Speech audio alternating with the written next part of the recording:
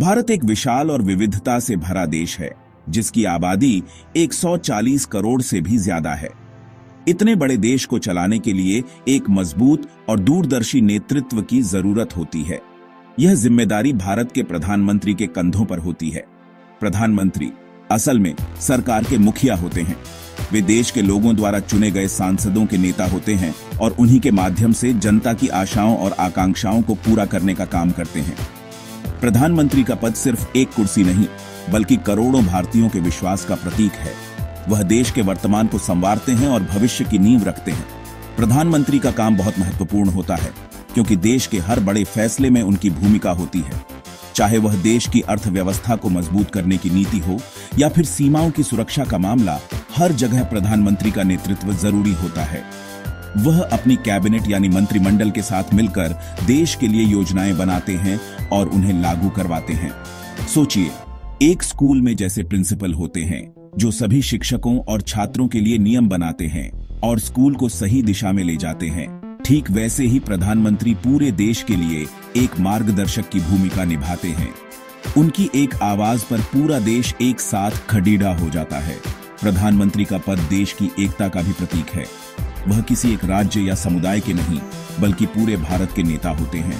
उनकी जिम्मेदारी होती है कि देश के हर कोने में विकास की रोशनी पहुंचे, चाहे वह दूर दराज का गांव हो या कोई बड़ा शहर। वह अंतर्राष्ट्रीय मंचों पर भारत का प्रतिनिधित्व करते हैं और दुनिया के सामने देश की बात रखते हैं। जब प्रधानमंत्री किसी दूसरे देश की यात्रा करते हैं, तो वह सिर्फ एक व्यक्ति नहीं, बल्कि 140 करोड़ भारतीयों की आवाज बनकर जाते हैं। उनका हर कदम, हर फैसला देश की छवि और भविष्य पर गहरा असर डालता है। 2025 तक प्रधानमंत्री नरेंद्र मोदी ने इस भूमिका को एक नई ऊर्जा दी है। उन्होंने सीधे जनता से संवाद स्थापित करने पर जोर दिया है, जिससे सरकार और लोगों के बीच की दूरी कम हुई है। मन की बात जैसे कार्यक्रमों के माध्यम से वह सीधे देशवासियों से जुड़ते हैं और उनकी समस्याओं और सुझावों को सुनते हैं। इस तरह प्रधानमंत्री का पद अब सिर्फ एक प्रशासनिक पद नहीं रह गया है, बल्कि यह एक ऐसा केंद्र बन गया है जहां से देश की प्रगति और जन भागीदारी की नई कहानियां लिखी जा रही हैं। यह पद भारत की सामूहिक इच्छा शक्ति को दिशा देने वाला सबसे शक्तिशाली माध्यम है। भारत के प्रधानमंत्री को संविधान से कई महत्वपूर्ण शक्तियां मिली हैं, जो उन्हें देश को चलाने और नीतियां बनाने का अधिकार देती हैं। सबसे पहली और सबसे बड़ी शक्ति है सरकार का नेतृत्व करना।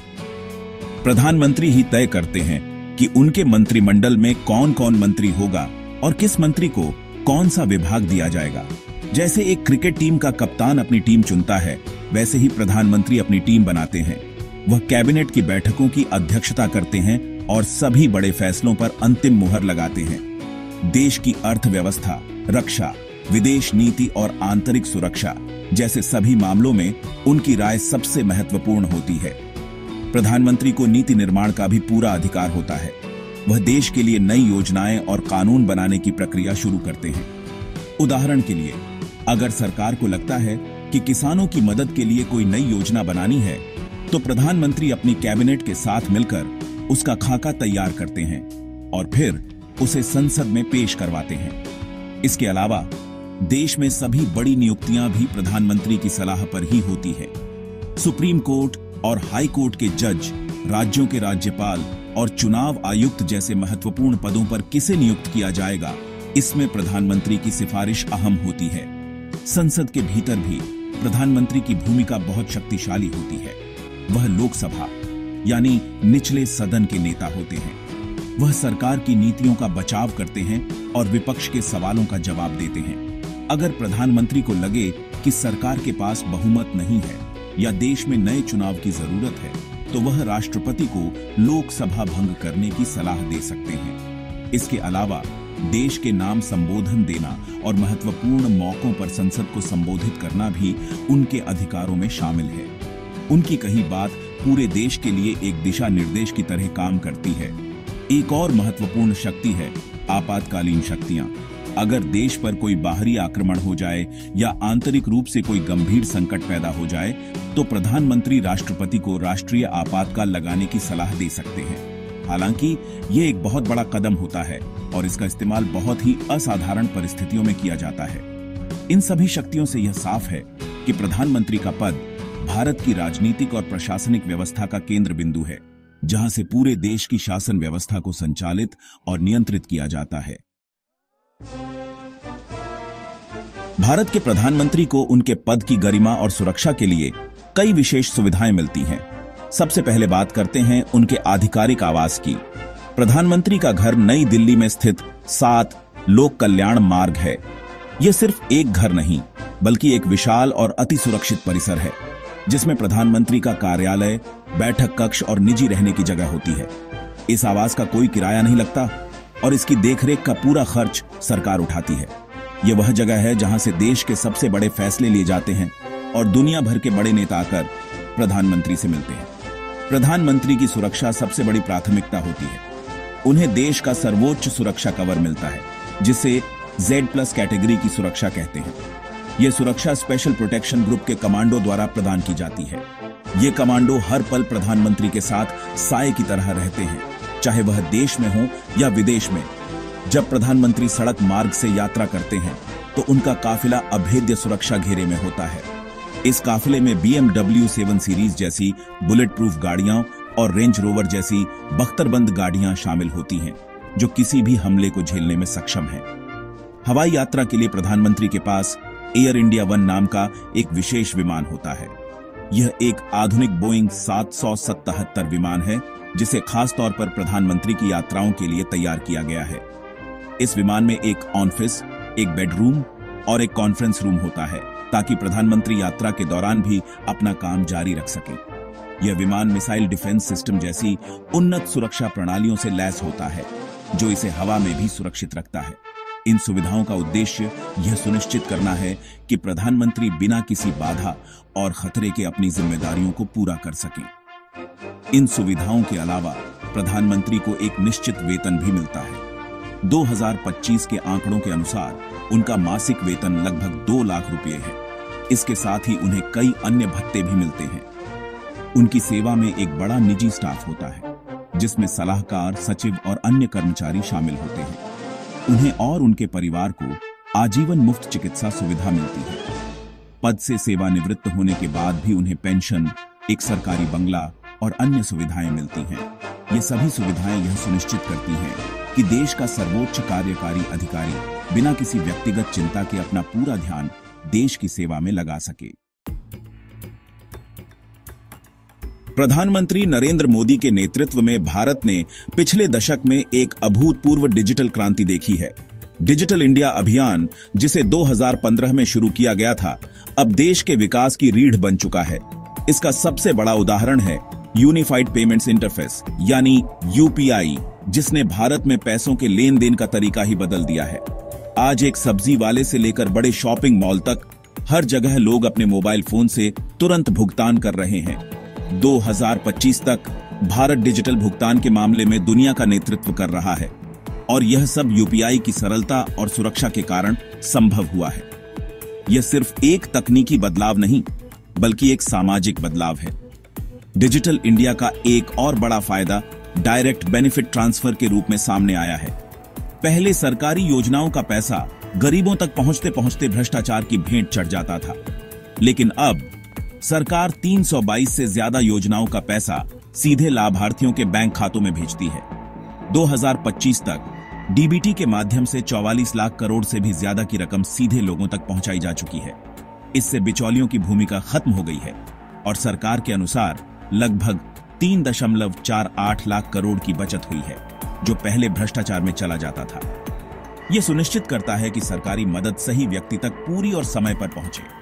टेक्नोलॉजी ने आम आदमी को और भी कई तरीकों से सशक्त बनाया है।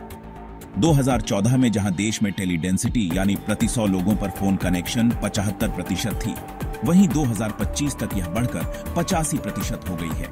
आज भारत में 120 करोड़ से ज्यादा टेलीफोन उपभोक्ता और 94 करोड़ ब्रॉडबैंड कनेक्शन है। सबसे महत्वपूर्ण बात यह है कि भारत में मोबाइल डेटा दुनिया में सबसे सस्ता है। इस वजह से गांव-गांव में लोग इंटरनेट से जुड़कर शिक्षा, स्वास्थ्य और मनोरंजन की दुनिया से जुड़ रहे हैं। कोविड-19 महामारी के दौरान कोविन प्लेटफॉर्म ने दुनिया के सबसे बड़े टीकाकरण अभियान को सफलतापूर्वक प्रबंधित किया। जो भारत की तकनीकी क्षमता का एक शानदार उदाहरण है। आयुष्मान भारत डिजिटल मिशन जैसी पहलें स्वास्थ्य सेवा में क्रांति ला रही हैं। इसके तहत हर नागरिक को एक डिजिटल हेल्थ आईडी मिल रही है, जिसमें उनके स्वास्थ्य का पूरा रिकॉर्ड सुरक्षित रहेगा। इससे डॉक्टरों को मरीज का इलाज करने में आसानी होगी। इसी तरह भारत का अंतरिक्ष कार्यक्रम इसरो भी नई ऊंचाइयों को छू रहा है। 2025 तक इसरो ने 393 विदेशी सैटेलाइट लॉन्च करके अपनी तकनीकी श्रेष्ठता साबित की है। यह सब दिखाता है कि नरेंद्र मोदी के नेतृत्व में टेक्नोलॉजी सिर्फ कुछ लोगों तक सीमित नहीं रही, बल्कि यह करोड़ों भारतीयों के जीवन को बेहतर बनाने का एक शक्तिशाली माध्यम बन गई है। प्रधानमंत्री नरेंद्र मोदी ने 2 अक्टूबर 2014 को स्वच्छ भारत अभियान की शुरुआत की थी, जो सिर्फ एक सरकारी योजना नहीं बल्कि एक जन आंदोलन बन गया। इस अभियान का लक्ष्य भारत को स्वच्छ और खुले में शौच से मुक्त बनाना था। सालों तक खुले में शौच एक बड़ी सामाजिक और स्वास्थ्य समस्या थी। खासकर महिलाओं के लिए यह असुरक्षा और अपमान का कारण था। इस अभियान के तहत देश भर में करोड़ों शौचालयों का निर्माण किया गया। 2025 तक भारत के लगभग सभी गांव खुद को खुले में शौच से मुक्त घोषित कर चुके हैं। यह सिर्फ शौचालयों का निर्माण नहीं, बल्कि लोगों की सोच में एक बड़ा बदलाव है। स्वच्छता के साथ साथ सरकार ने स्वास्थ्य के क्षेत्र में भी एक ऐतिहासिक कदम उठाया है। 2018 में शुरू की गई आयुष्मान भारत प्रधानमंत्री जन आरोग्य योजना दुनिया की सबसे बड़ी सरकारी स्वास्थ्य बीमा योजना है। इस योजना के तहत देश के 10 करोड़ से ज्यादा गरीब परिवारों यानी लगभग 50 करोड़ लोगों को हर साल 5 लाख रुपए तक का मुफ्त इलाज मिलता है। पहले गरीब आदमी गंभीर बीमारी के इलाज का खर्च उठाने में असमर्थ था और कर्ज के बोझ तले दब जाता था, लेकिन अब आयुष्मान कार्ड की मदद से वह देश के किसी भी बड़े निजी या सरकारी अस्पताल में अपना इलाज करवा सकता है। पेयजल की समस्या को दूर करने के लिए जल जीवन मिशन एक और महत्वपूर्ण पहल है।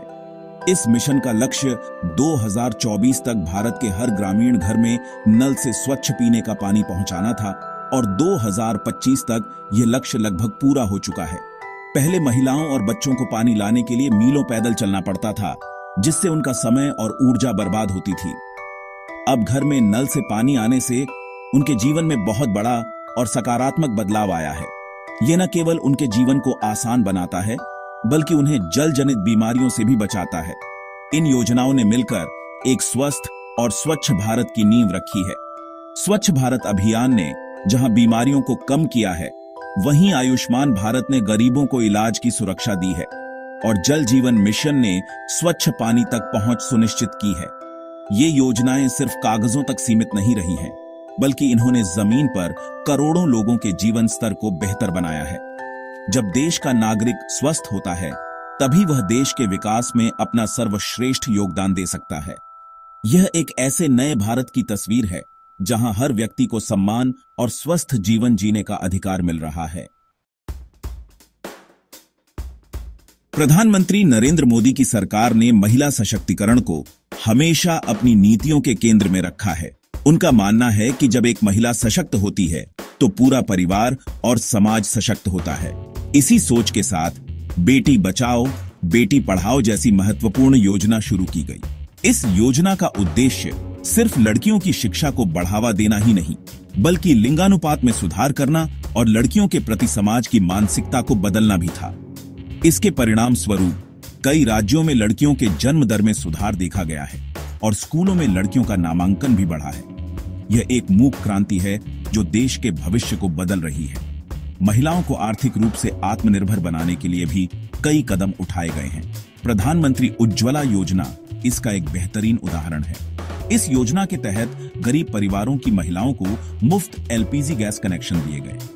पहले गांव में महिलाएं लकड़ी और उपलों के धुएं में खाना बनाती थीं, जिससे उनके स्वास्थ्य पर बहुत बुरा असर पड़ता था।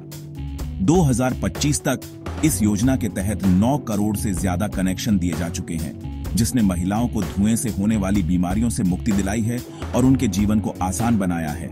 अब उनका समय बचता है, जिसे वे दूसरे कामों या अपने बच्चों की देखभाल में लगा सकती हैं। सरकार ने महिलाओं की सुरक्षा और सम्मान को भी प्राथमिकता दी है। 3 तलाक जैसी कुप्रथा को खत्म करने के लिए कानून बनाया गया। जिससे मुस्लिम महिलाओं को एक बड़ा कानूनी अधिकार मिला। इसके अलावा महिलाओं के नाम पर संपत्ति के पंजीकरण को प्रोत्साहित किया गया है और प्रधानमंत्री आवास योजना के तहत बनने वाले घरों का मालिकाना हक अक्सर महिलाओं को या संयुक्त रूप से दिया जाता है। 2025 में विश्व पर्यावरण दिवस के अवसर पर प्रधानमंत्री मोदी ने भुज की महिलाओं द्वारा उपहार में दिए गए एक सिंदूर के पौधे को अपने आवास पर लगाया। यह एक प्रतीकात्मक कदम था जो भारतीय महिलाओं की भावना और बहादुरी को समर्पित था। राजनीति और सेना में भी महिलाओं की भागीदारी बढ़ी है। सरकार ने सैनिक स्कूलों में लड़कियों के दाखिले को मंजूरी दी और सेना में महिलाओं को स्थायी कमीशन देने का फैसला किया। लोकसभा और राज्य विधानसभाओं में महिलाओं के लिए 33% आरक्षण का कानून, नारी शक्ति वंदन अधिनियम पारित करना एक ऐतिहासिक कदम है। ये सभी पहलें दिखाती हैं कि सरकार महिलाओं को सिर्फ लाभार्थी नहीं बल्कि विकास की बराबर की भागीदार मानती है। यह एक ऐसा भारत बनाने की दिशा में एक कदम है जहां महिलाएं बिना किसी डर के अपने सपनों को पूरा कर सकें और देश के निर्माण में नेतृत्व करें। प्रधानमंत्री नरेंद्र मोदी ने आत्मनिर्भर भारत का नारा दिया, जिसका उद्देश्य भारत को हर क्षेत्र में आत्मनिर्भर बनाना है। इसका मतलब यह नहीं है कि भारत दुनिया से कट जाएगा, बल्कि इसका मतलब है कि भारत अपनी जरूरतों के लिए दूसरे देशों पर निर्भरता कम करेगा और एक प्रमुख वैश्विक उत्पादक केंद्र बनेगा। मेक इन इंडिया पहल इसी दिशा में एक बड़ा कदम है। इसके तहत विदेशी कंपनियों को भारत में फैक्ट्री लगाने के लिए प्रोत्साहित किया जा रहा है और घरेलू उद्योगों को बढ़ावा दिया जा रहा है। रक्षा क्षेत्र में भारत अब बड़े पैमाने पर हथियार और उपकरण खुद बना रहा है, जिससे हमारी सेना की ताकत भी बढ़ी है। आत्मनिर्भरता का एक चमकता हुआ उदाहरण भारत का अंतरिक्ष कार्यक्रम है। भारतीय अंतरिक्ष अनुसंधान संगठन यानी आईएसआरओ ने कम लागत में बड़ी सफलताएं हासिल कर दुनिया को चकित कर दिया है। चंद्रयान 3 का चंद्रमा के दक्षिणी ध्रुव पर सफल लैंडिंग एक ऐतिहासिक उपलब्धि थी, जिसने भारत को ऐसा करने वाला दुनिया का पहला देश बना दिया। 2025 तक आईएसआरओ ने 393 से ज्यादा विदेशी सैटेलाइट लॉन्च किए हैं, जो उसकी तकनीकी क्षमता और विश्वसनीयता का प्रमाण है। यह सफलता न केवल देश का गौरव बढ़ाती है, बल्कि यह दिखाती है कि भारत अब टेक्नोलॉजी के क्षेत्र में किसी से पीछे नहीं है। आत्मनिर्भरता के साथ साथ नरेंद्र मोदी के नेतृत्व में भारत का वैश्विक मंच पर कद भी काफी बढ़ा है। उनकी सक्रिय विदेश नीति ने दुनिया भर के देशों के साथ भारत के संबंधों को मजबूत किया है। चाहे वह अमेरिका, रूस, जापान हो या फिर खाड़ी के देश, भारत ने सबके साथ एक संतुलित और मजबूत रिश्ता बनाया है। भारत अब सिर्फ एक दर्शक नहीं, बल्कि एक एजेंडा तय करने वाला देश बन गया है। G20, ब्रिक्स और क्वाड जैसे महत्वपूर्ण अंतरराष्ट्रीय समूहों में भारत की भूमिका पहले से कहीं ज्यादा प्रभावशाली हुई है। 2023 में भारत द्वारा G20 शिखर सम्मेलन की सफल मेजबानी इसका सबसे बड़ा प्रमाण है।